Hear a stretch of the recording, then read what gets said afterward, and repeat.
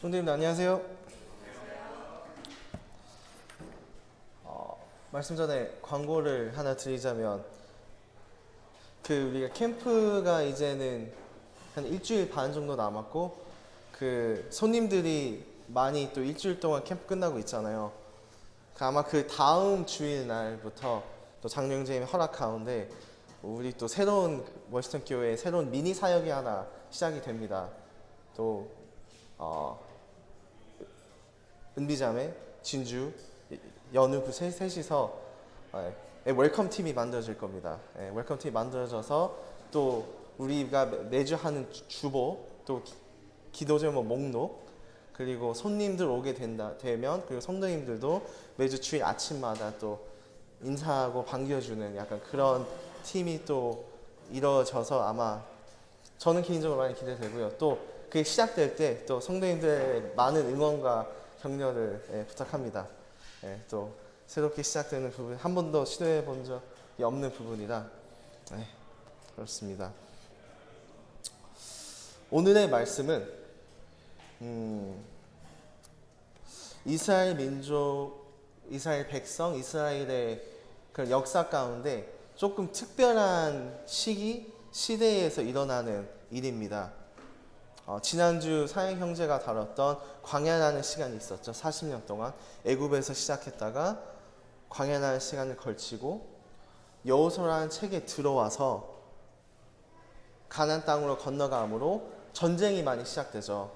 그때부터 전쟁을 시작함으로 땅들을 정복해야 되니까.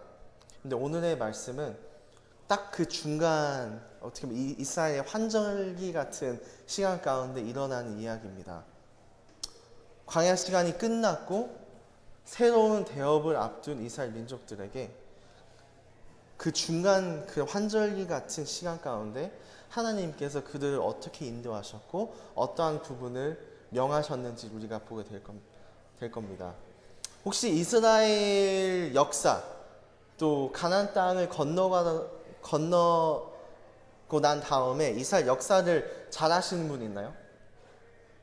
나는 좀 이 부분에 대해서 좀 자신이 있다 라고 하신 분들, 혹시 이스라엘이 건너가서 처음으로 있었던 도시 이름이 혹시 어떻게 되는지 아세요? 맞습니다. 길갈 맞습니다. 그리고 길갈 이후에 첫 번째 그런 이스라엘이 승리했던 첫 번째 그런 도시 이 이름 어떻게 되는지 아세요? 이건 좀 유명합니다. 길갈보다 더 유명한 도시예요. 여리고 맞습니다. 여리고 성을 함락하는 가장 큰 사건이 되었죠. 그래서 보시면 여기 지도가 있습니다. 이스라엘이 정복했던 그 지도인데 영어로 돼 있지만 길갈 보이시죠? 그 길갈 보이시고 그 길갈과 그런 잘 이름이 보이는지 모르겠지만 셔팀이라는 도시가 있어요. 셔팀하고 길갈을 넘어갈 때 좀 약간 물가 같은 그 강같이 있는 거 보이시죠? 그게 바로 요단 강입니다. 그리고 셔팀이라는 곳은 광야에 있을 때 시간이었고 요단강을 건너므로 그 광야 시간이 끝났죠. 그래서 아까 말씀하셨던 길갈이라는 데 도착하게 됩니다.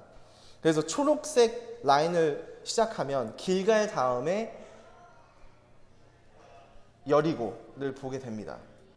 그래서 이걸 보시면 또 이스라엘 민족들이 어디에 있는지, 근데 오늘의 이야기는 우리가 길갈에 있는 시점에 우리는 보게 될 것을 알려드립니다. 사진 찍으시고요. 다 찍으시면 알려주세요. Yes. 감사합니다. 네. 알겠습니다. 보여드리겠습니다. 그래서 오늘 말씀 여호수아 5장을 이르기 전에 문맥을 살필 텐데요. 문맥은 일단 모세의 죽음에 있었고 이스라엘이 새로운 리더로 임명이 되었습니다. 그게 바로 광야의 끝과 새로운 시작을 알리는 부분이었고 이스라엘은 1장, 2장에 요단강을 건넜습니다. 근데 어떻게 건넜냐면 홍해 바다처럼 하나님께서 길을 가르시고 기적처럼 열리셔서 그 요단강을 아무도 배 없이는 지나가지 못하는 그 요단강을 그냥 걸어가게 됩니다. 소문이 날까요? 안 날까요? 네, 소문이 터집니다. 그래서 그 소문이 터지는 가운데 가나안 땅에 이르게 돼요. 기억하시는 모르겠지만 여호수아 2장에 보면 그 이야기입니다. 라합에 대한 이야기예요. 그래서 12명의 스파이들이 들어가서 또 약간 연탐하는 장면이었죠.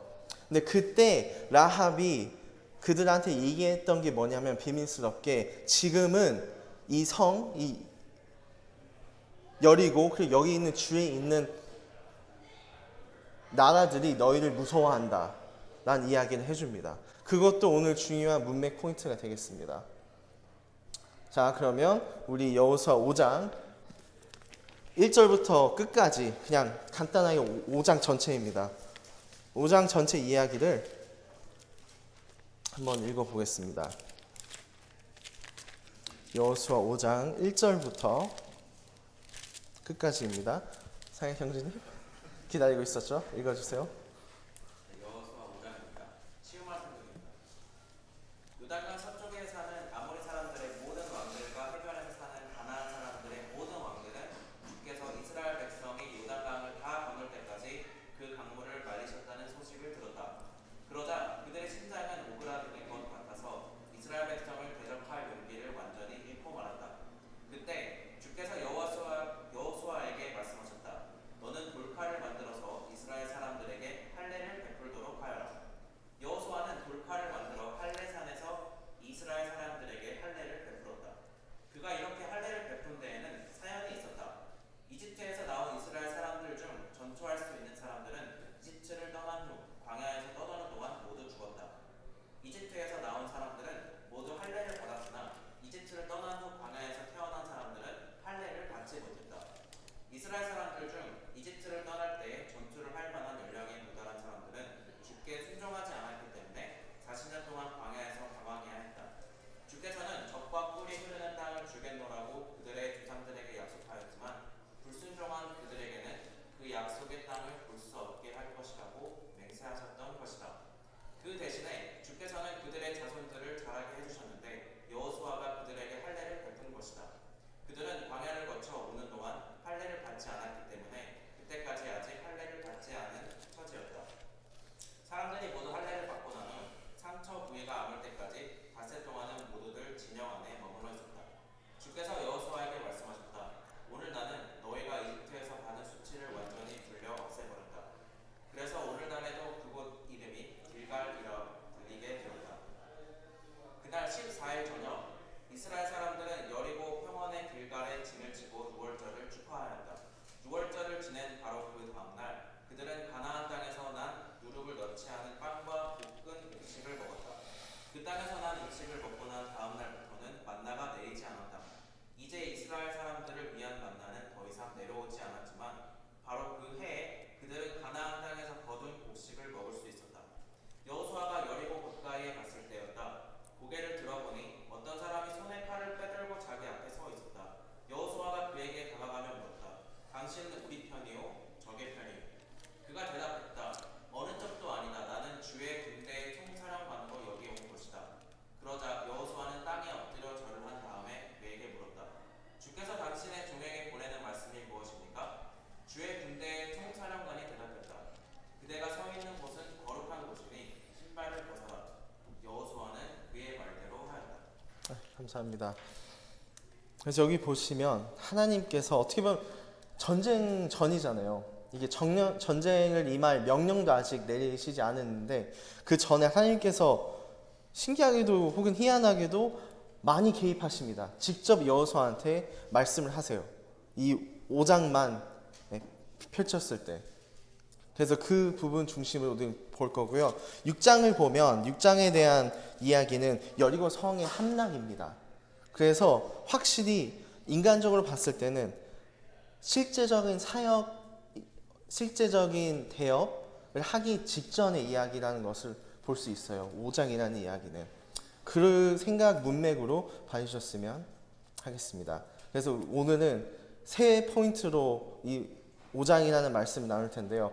1절부터 8절은 깨어나는 영에 대해서 우리는 다룰 거고요. 두 번째는 기념하는 영, 9절부터 12절까지 우리는 다룰 거고요. 마지막은 복종하는 영, 13절부터 15절까지 우리는 보겠습니다. 그래서 오늘 말씀을 통해서 하나님께서 우리에게 어떠한 교훈을 하시려고 하는지 보게 되겠습니다. 네, 첫 번째 포인트 가겠습니다. 깨어나는 영입니다. 1절부터 8절 이야기인데 이상해요. 1절은 어떻게 나와 있죠? 요단강을 건넜다는 것 소문이 퍼지면서 아모리 사람들, 가나안 사람들, 그들의 왕 모두 두 가지 특징이 나오죠. 어떻게 됐냐면 마음이 녹았고 혹은 마음이 무너졌고, 두 번째 정신을 잃었다, 멘탈이 나갔다는 거예요. 너무 무서웠기 때문에, 왜냐면 이장이나 문맹을 가지면 무서웠기 때문에 하나님께서 기적적으로 일을 행하셨다는 것은 그들은 두려움일 수밖에 없었던 거예요. 멘탈이 나갔고 정신이 나갔다는 것을 1절에 명확히 우리는 볼 수 있습니다. 그렇습니다. 이 스포츠라는 세계에서도 가끔씩 이런 대이변이 일어날 때도 있어요. 어떻게 보면 이스라엘 민족들은 되게 작은 혹은 백성들이었죠. 아직 나라도 세워지지 않은, 전쟁 그런 것을 제대로 갖추지 않은, 근데 가나안 땅, 아모리 땅에 있는 사람들은 오랫동안 거기 있었고 이미 잘 서 있었고 전쟁 준비도 잘 한 상태였습니다. 근데 스포츠 세계에서도 때로는 이런 대역전 이변이 일어날 때도 있어요. 예를 들면 2014년 월드컵을 기억하시면 스페인이라는 나라가 있었죠. 근데 2010년에 우승을 했어요. 그래서 이 팀은 강팀이다, 역사적으로 통틀어서 이 대표팀은 강팀이다라고 그때 많이들 언급했습니다. 근데 그때 스페인이 아마 네덜란드라는 나라랑 상대를 했었어요. 근데 네덜란드는 물론 잘 뛰는 선수 한두 명 있었지만 한국처럼 한두 명은 유명했지만 그래도 그냥 중간중간 어중간한 팀이었죠. 근데 어떻게 됐냐면 6대1로 네덜란드가 스페인을 잡습니다. 근데 그걸 잡음으로써 스페인은 월드컵에 예선 탈락을 하게 돼요. 똑같은 월드컵에 2014년 월드컵은 브라질이 홈이었어요. 다들 얘기했죠. 브라질 우승할 거다. 안 그래도 잘하는 팀인데 홈 경기장이면 이거는 우승 각이다. 4강전에 독일을 만나게 됩니다. 90분에 브라질이 한 골을 터트려요, 막판에. 근데 그 경기는 7대1로 끝납니다. 근데 왜 이런 이변들이 일어났느냐를 생각했을 때는 그들이 초반에 골을 계속 먹으니까 마음이 무너졌고 멘탈이 나갔던 거예요. 그걸 극복할 수 없었던 거예요. 아무런 컴퓨터 기계 통계학을 다 해봐도 이거는 브라질이 스페인 이기는 경기였는데 모든 것을 이르러 그들은 대패를 하게 됐습니다. 그래서 인간적으로 봤을 때는 이스라엘은 이것을 알고 있었기 때문에 라합을 통해서 건너자마자 전쟁을 시작하기에 딱 좋은 시기인 거예요. 멘탈과 마음이 무너졌을 때.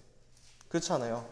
이때 쳐야만 이 기세를 몰아 우리는 시작을 광대하게 시작해야겠다. 저라도 그랬을 것 같으니까.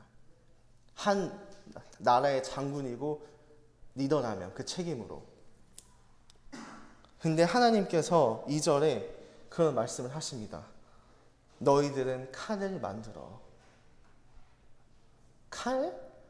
전쟁에 준비할 칼. 전쟁 나가야 되니까. 아니요. 뭘 만드냐면 전쟁에 나가야 될 모든 남자들을 수술대 앞으로 나아가는 칼이었습니다. 정말 말이 안 되는 하나님의 명령을 우리는 여기서 보게 돼요. 승리가 코앞에 있는데 우리가 앞서 내서야 될 일꾼들을 다 수술시키다니요. 근데 하나님께서는 근데 여호수아와 이스라엘 백성들은 3절과 6절 그 부분을 보시면 순종을 합니다. 근데 그 안에서 할례의 이유가 우리에게 이야기가 전달돼요. 하나님께서 할례를 시키셨던 이유는 지금 현재 그게 그 이스라엘 2세였잖아요. 왜냐면 1세대는 하나님의 명령으로 너희들은 약속된 땅을 밟지 못할 것이다 라고 명했기 때문에 한 명도 살지 못했단 말이에요. 그래서 여기에 있는 이스라엘 민족들은 광야 시간에 아마 태어난 아마 자녀들이었을 거라는 것을 볼 수 있죠. 그 세대는 할례를 안 받았기 때문에 할례를 다시 시켰던 이유가 되겠습니다. 그리고 8절을 보시면 이렇게 나와 있어요. 온 백성에게 할례를 행하기 피람에 백성이 진중 각 처소에 처하여 낫기를 기다렸다라고 했습니다. 상처가 아물 때까지 천막이 있었다고 했어요. 또 이거는 시간적인 부분을 우리는 봐야 되는 부분이죠. 왜냐하면 전쟁을 앞두는데 거의 아마 아물 때까지는 7일, 최소한 7일에서 10일 사이예요. 왜냐면 그때는 뭐 엔타바이오틱 없죠, 뭐 애네스티샤 없죠. 아마 되게 안 좋았을 것 같아요. 그 시대에 생각해 보면. 근데 모든 남자들이 7일부터 10일 동안 천막에 있는 동안 이스라엘 민족들은 공격 당할 수 있는 정말 좋은 처한 환경이었죠. 왜냐하면 적은 이미 알고 있었죠. 요단강을 건넜다는 것은. 근데 이들은 10일 동안은 그냥 쉼을 취할 수밖에 없었던 상황이었습니다. 근데 여기서 우리는 생각해 볼 수 있는 거는 그럼 과연 너무나도 말이 안 되는데 이 의미는 뭘까? 왜 하나님께서 할례를 하필 이 시기에 시키셨을까? 아니 끝나고 여리고 성 함락하고 해도 되는 일을 왜 지금이었을까? 근데 구약 시대에 보면 우리는 거기서 보지 않겠지만 창세기 17장 보시면 그렇게 나와 있어요. 10절, 11절, 14절 보면 하나님과 이스라엘의 영원한 언약, 약속을 칭하고 있어요. 하나님께서 항상 이스라엘과 함께 하신다는 그런 증표였던 것입니다.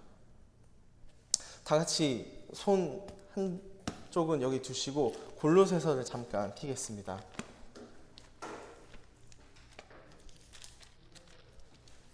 골로새서 2장 11절입니다. 11절 또 그 안에서 너희가 손으로 하지 아니한 할례를 받았으니 곧 육적 몸을 벗는 것이요 그리스도의 할례니라. 2장 15절로 넘어가시면 정사와 권세를 벗어버려 밝히 드러내시고 십자가로 승리하셨느니라. 그 두 구절 그리고 그 사이에 있는 구절은 이 영적 할례를 얘기하므로 이 골로새서 저자는 구원의 중심으로 얘기하고 있어요. 우리는 한때 율법으로 인해 죄 가운데 있었고 죄 가운데 정죄되었지만 너희는 영적 할례 혹은 영원한 언약, 그리스도 안에서 영원한 언약을 받았기 때문에 너희는 이제는 구원을 받았다. 근데 이것을 성화 중심으로 보자면 그런 것이죠. 너희가 그리스도인의 삶을 살면서 때로는 좋을 때도 있고 나쁠 때도 있지만 너희들이 해야 될 임무는 그리스도 안에서 새로움을 받아 너희 육신적인 부분들을 본능들을 벗어버리고 그리스도의 새로움을 입고 죄를 승리한 부분을 입고 새롭게 됐으면 좋겠다라는 이유가 됩니다.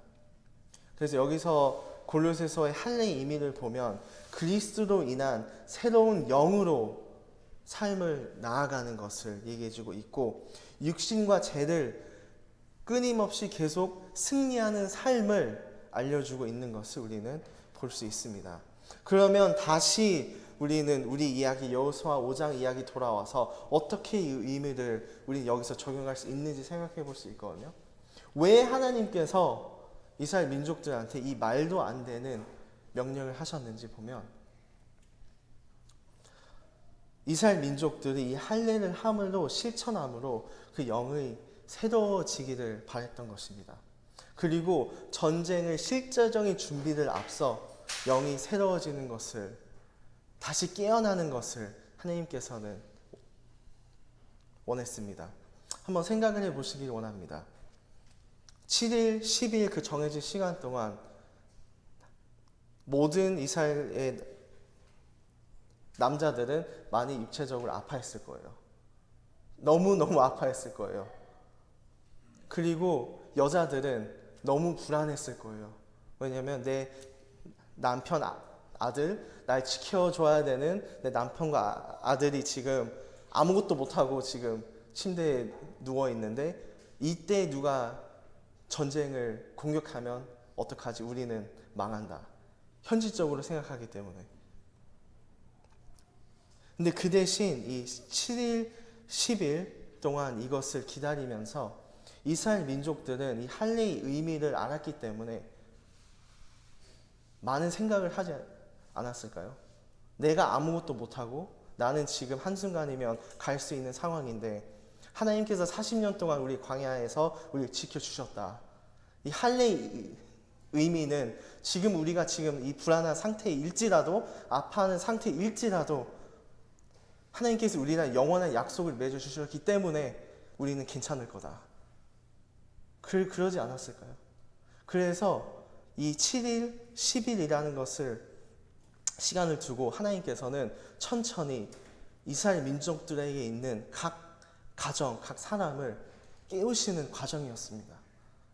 그래서 이 사역을 앞서, 대업을 앞서 이것을 실행하신 이유고요.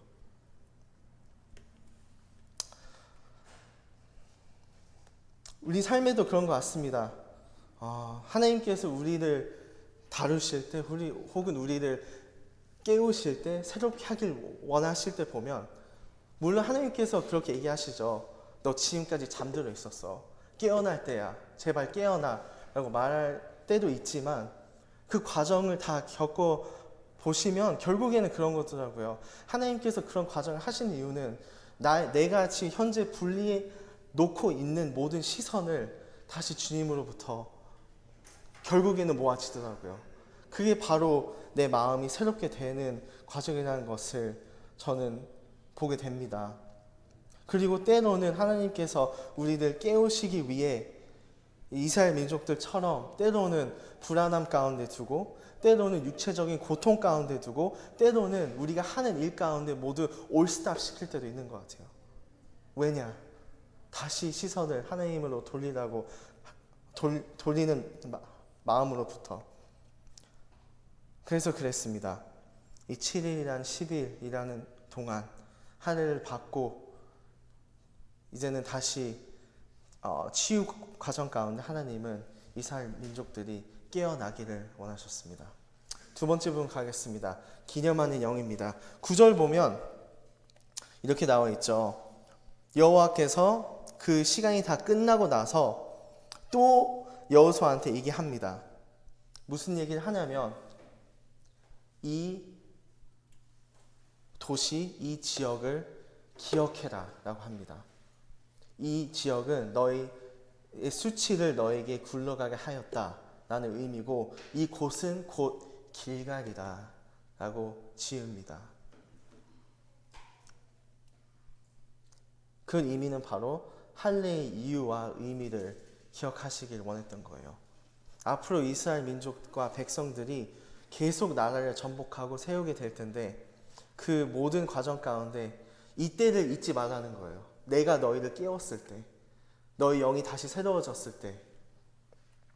10절 보시면 또 기억하라고 하십니다.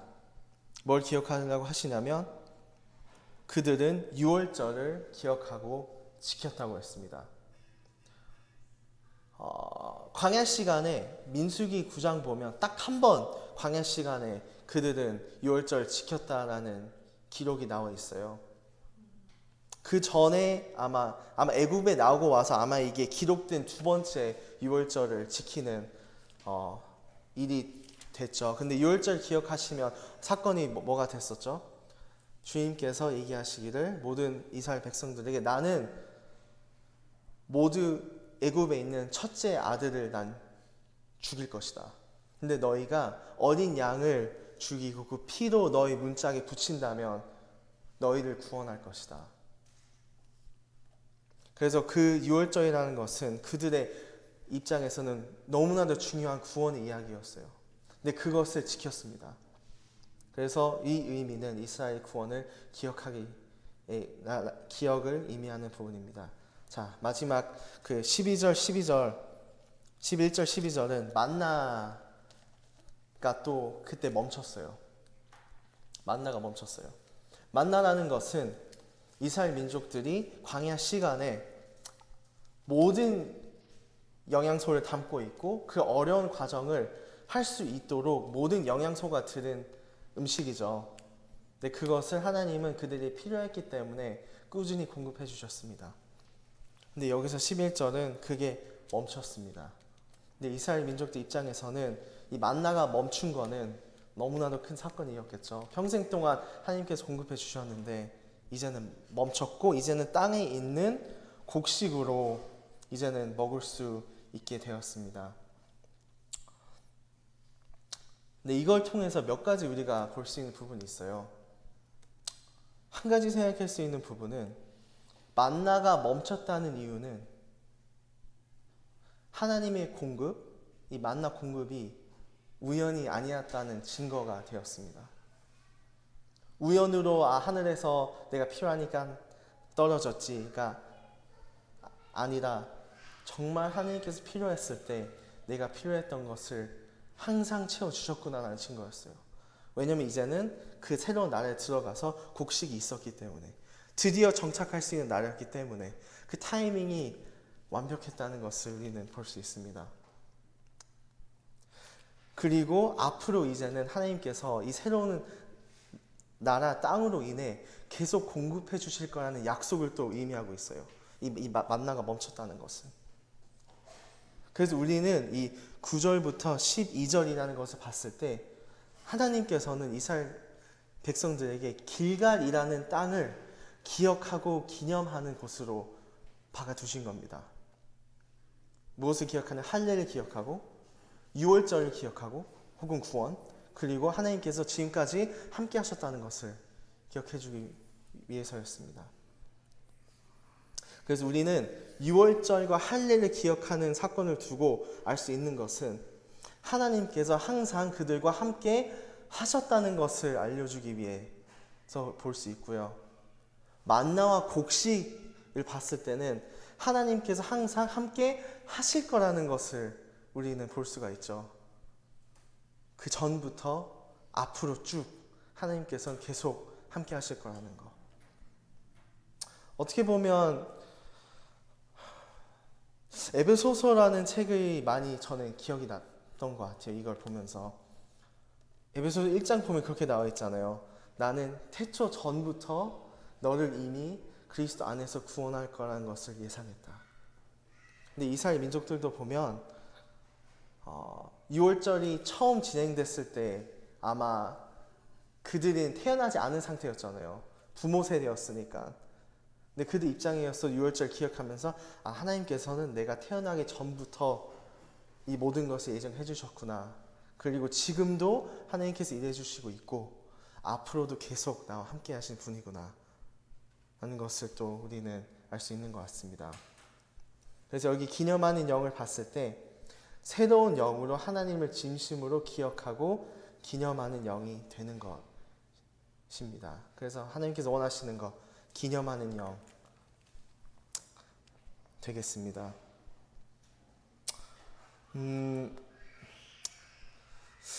모르겠습니다. 이 새로운 영으로 우리는 하나님을 기억하고 기념할 때 저는 제 자신에게 되게 답답할 때가 있어요.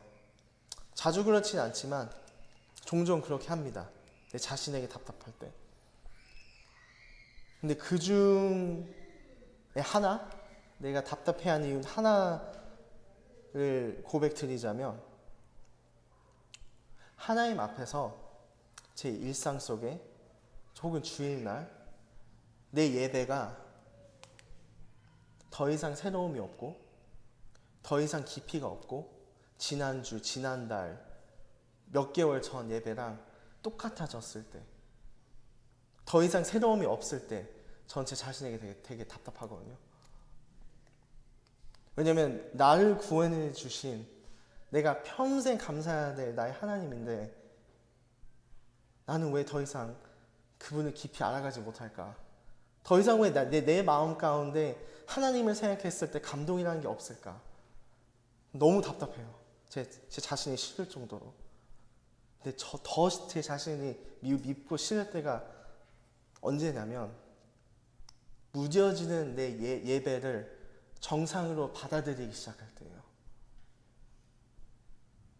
그리고 계속 받아들이고 그게 이제는 일상으로 돼버렸을 때. 그런 거예요. 어느 날 그랬던 거예요. 제가 하나님께 기도드릴 때 아버지 하나님 감사합니다 라는 말을 하잖아요. 근데 어느 순간 생각해 보니까 아버지 하나님 감사합니다 라는 그 시작 프레이즈가 저한테는 그냥 레퍼토리가 돼버렸던 거예요. 감사한 일을 확실히 감사함인데 그냥 아버지 하나님 감사합니다. 그 다음에 생각을 하는 거예요. 내가 뭘 감사하지? 심지어 감사 기도가 아닌데도 아버지 하나님 감사합니다. 그렇게 해버리는 것을 볼 수가 있었어요. 그리고 CTI에 있었을 때는 돌아가면서 기도를 해요. 그 형제들 식사 기도를. 근데 그 마음이 제 마음 가운데 되게 힘들었던 이유가 그랬던 거예요. 잠깐만, 내가 혼자서 식사 기도할 때는 이런 기도를 안 하는데 왜 내가 식사 대표 기도할 때는 화려하게 하려고 하지? 라는 부분이 들었어요. 내 마음은 전혀 새롭지가 않은데 왜 나는 사람들 앞에서 새로운 척을 하지? 그래서 너무 답답했던 거예요. 그래서 이 말씀, 이 부분, 기념하는 영의 중요성은 새로운 영으로 다시 감사함으로 기억하길 원했던 하나님의 뜻과 목적이 들어 있습니다. 그래서 이 부분이 너무 중요한 것이고요. 마지막 포인트 13절부터 15절 넘어가겠습니다. 복종하는 영입니다. 자, 하나님께서 명하셨죠. 직접 첫 번째 명 할례를 시켜라. 두 번째 명 이곳을 길갈이라 짓고 기억하라. 그리고 세 번째 명은 직접 여호수아한테 앞에 나타납니다. 여호수아는 아마 그때 모르겠어요. 기록되어 있지 않지만 아마 이제 전쟁 준비를 어떻게 할까? 사람들도 다 회복됐고 정복해야 될 나라가 있는데 어떻게 할까? 라는 고민과 묵상 가운데 아마 저는 주님이라 칭하겠습니다. 여호와의 군대 장관 주님께서 나타나게 됩니다. 칼을 들고. 근데 여호수아가 눈을 들어 그걸 보고 물어보죠. 너는 우리를 위하느냐? 적을 위하느냐? 라고 물어봤을 때 그 장관 혹은 주님께서 이렇게 말씀하시죠. 제 번역에서는 아니다 라고 하지만 조금 더 영문으로 보면 no라는 단어를 써요. no. 우리 편이에요? 상대편이에요? 물어봤을 때 아니다 라고 말씀해요. 이도 저도 아니다 라고 말씀하십니다. 그리고 나서 그 다음에 여호수아가 엎드려서 예배를 드리고 저는 어떻게 해야겠습니까? 물어봤을 때 그 장관이 얘기하죠. 여기는 거룩한 곳이니 신발을 벗어라. 그렇게 13절하고 15절은 그렇게 마무리가 됩니다. 하나님께서 구약시대 때 그런 인물들한테 나타나는 그 장면들을 보면 되게 신기해요. 예를 들자면 모세 앞에 나타났을 때는 그 불타는 불로 표현하셨잖아요. 그리고 모세랑 얘기했을 때 되게 왔다 갔다를 많이 했어요. 되게 약간 컨버세이셔널하게. 야곱한테 나타났을 때는 야곱은 되게 마일드한 성격을 갖고 있었기 때문에 웬만한 그냥 토킹으로 안 되기 때문에 어떻게 왔죠? 싸움, 씨름하는 하나님으로 오셨잖아요. 여기서는 여호수아가 장군이기 때문에 또 장군으로 나타나는 것을 보게 됩니다. 그래서 이 부분을 해석할 때 주님께서 나한테 이렇게 정확하게 꼭 나타날 거야 라고 하는 것도 조금 위험성이 있는 것 같아요. 왜냐하면 성격에 따라 다양한 형태로 하나님께서는 우리를 어프로치 하시기 때문에. 근데 그중 많은 옵션들 중에 이게 한 방법인 것을 볼 수 있어요. 왜냐하면 여호수아는 장군이었기 때문에 장관으로 나타났을 때 가장 여호수아한테 효과적이었다는 것을 우리는 생각하면서 할 수 있습니다. 자, 여호수아가 물어봤던 질문, 우리를 위하느냐 적을 위하느냐 했을 때 주님께서 말씀하신 건 아니다. 나는 이도 저도 아니다. 라고 했을 때는 궁금하죠. 아우, 이 답변 뭐지? 아니 좀 명확하게 얘기해 주던지. 아니 내 편이면 내 편이고 저쪽 편이면 저쪽 편인데 난 이도저도 아니다. 뭐야? 저는 개인적으로 가장 답답해하는 사람 종류 중에 이도저도 아닌 사람인데 왜 이렇게 말씀하실까라고 봤을 때 이 복종하는 영을 봤을 때 그런 것입니다. 여호수아는 지금까지 당연히 그렇게 생각할 수밖에 없어요. 아, 이거는 나의 전쟁이다라고 생각했을 거예요. 이스라엘의 전쟁이다. 당연하죠. 이스라엘의 전쟁이니까. 그리고 전쟁에서는 내 편 아니면 적의 편, 둘 중 하나밖에 없으니까. 근데 하나님께서 나타나시고 여호수아한테 중요한 깨달음을 깨우친 게 뭐냐면 그런 것입니다. 하나님께서 여호수아한테 말씀하시기를 나는 네 편도 적 편도 아니다. 나는 이거는 너의 전쟁이 아니다. 이거는 나의 전쟁이다. 그리고 너는 내 편에 서 있다. 라고 그 관계도 그런 정리를 거기서 확실하게 해버리신 겁니다.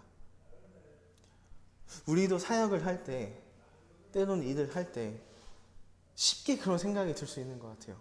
이거는 나의 일이고 나의 임무고 나의 책임이다. 다 맞는 얘기입니다. 근데 거기서 저 같은 경우는 가끔 빼놓을 때가 있는 것은 이거는 나의 사역이라고 생각할 때가 있는 것 같아요. 하나님께서 말씀하시는 거는 준찬 이건 너의 사역이 아니다. 나의 일이고 나의 사역인데 너를 그냥 도구로 쓰는 것 뿐이다.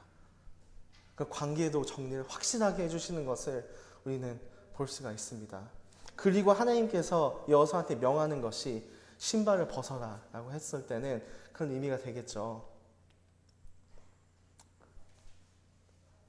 네가 나한테 완전한 순종과 복종을 했으면 좋겠다.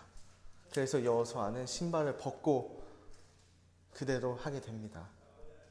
그래서 둘의 의미는 뭐였을까요? 관계도 정리의 의미도 있고 새로운 시작을 알리는 의미가 되는 것을 우리는 볼 수 있습니다.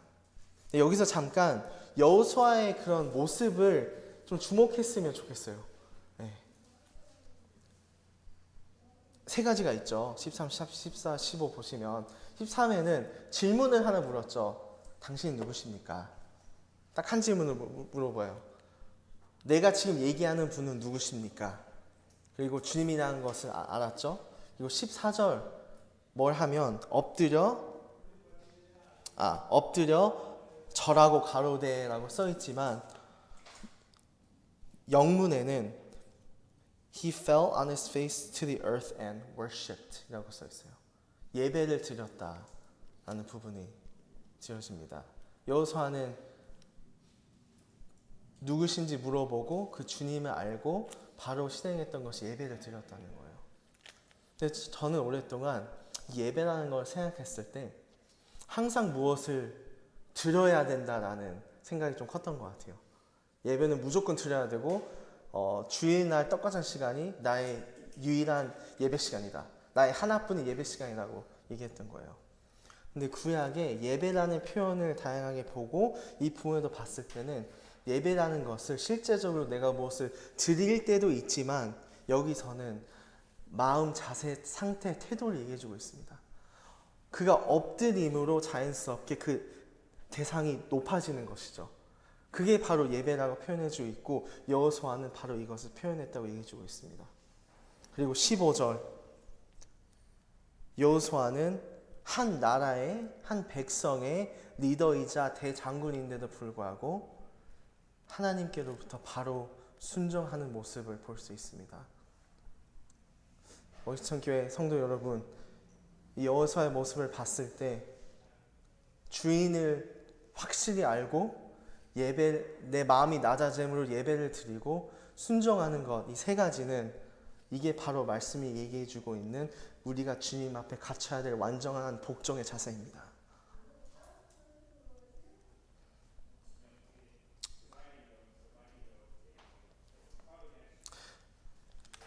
그래서 물어보고 싶습니다. 성도님들의 주인은 누구십니까? 성도님들의 주는 누구십니까? 누구의 지시로부터 말을 하시고 누구의 지시로부터 행동을 하시고 또 누구의 지시로부터 삶을 살고 있습니까? 나의 생각대로, 나의 주장대로, 나의 경험대로 우린 행동하고 섬기고 말하고 있습니까? 혹은 여호수아처럼 예배드리는 자세로 순종하는 마음으로 그 누구도 아닌 인간도 아닌 주님을 섬기고 계십니까?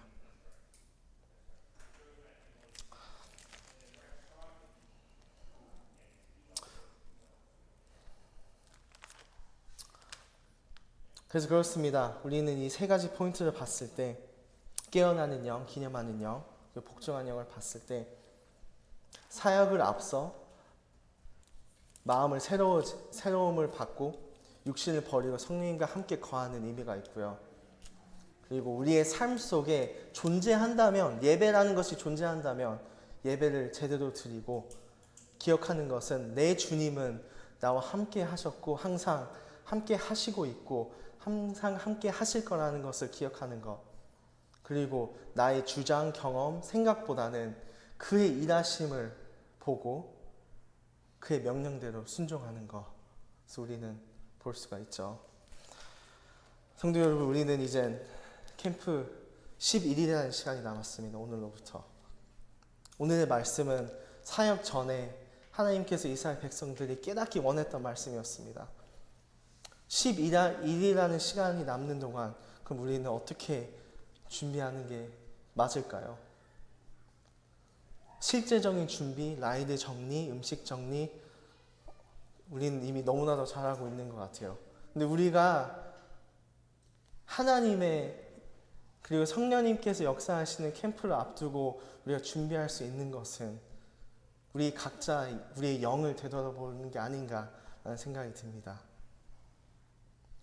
그래서 오늘 이 자리에 있는 책임자로서 하나 또 조금은 강하게 던지고 싶은 것은 우리가 11일이라는 시간이 남았지만 그때까지 성도님들 제 영이 계속 그때까지 캠프 내내 깨어 있을 수 있도록 하나님을 일상 속 예배할 수 있도록 그리고 내 마음이 하나님 앞에 복종할 수 있도록 기도 부탁드립니다.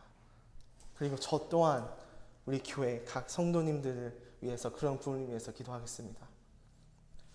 그래야만이 우리가 이 시작을 캠프 전에 이 사역을 앞두기 전에 우리의 영이 새로워져야만이 이 캠프 또한 인간이 아닌 하나님 캠프가 되고 그 누구 인간의 영향이 아닌 성령님의 인도하심으로 일하게 되고 인간의 드러남과 역사가 아닌 그리스도의 역사가 드러나는 캠프가 되지 않을까라는 생각이 듭니다. 그래서 어떠한 친한 형제님이 있는데 이런 말씀하셨습니다. 그리스도인의 가장 불행 중 하나는 그분을 섬기지 못하거나 섬기지 않는 삶이다. 그래서 오늘은 여호수아 5장 1절부터 15절 봤습니다. 주제는 사역 전에 1번 기억하셔야 되는 부분들 깨어나는 영, 2번 기념하는 영, 그리고 3번 복종하는 영입니다. 9절 하나 읽고 마무리하겠습니다. 그러므로 형제들아 내가 하나님의 모든 자비하심으로 너희를 권하노니 너희의 몸을 하나님께 기뻐하시는 거룩한 산 제사로 드리라. 이는 너희의 드릴 영적 예배니라. 너희는 이 세대를 본받지 말고 오직 마음을 새롭게 함으로 변화받아 하나님의 선하시고 기뻐하시고 온전하신 뜻이 무엇인지 분별하도록 하라. 로마서 12장 1절 2절 말씀이었습니다. 기도하고 마치겠습니다. 아버지 하나님, 시간 말씀을 통해 하나님의 마음을 우리에게 비춰주시니 감사합니다. 이스라엘 민족들이 그 환절기라는 시간에 사역 전에 대업 전에 어떠한 마음을 품시기를 원하셨는지 알려주시되 감사드리고 우리도 이제는 캠프 준비를 앞두어 똑같은 상황은 아니지만 비슷한 마음의 준비가 과정 가운데 있습니다. 모든 가정 가운데 하나님께서 함께해 주시고 하나님께서 드러나시고 하나님께서 영광과 높임 받으시길 원합니다. 이 모든 기도는 감사를 드리며 예수 그리스도 이름으로 기도드렸습니다. 아멘.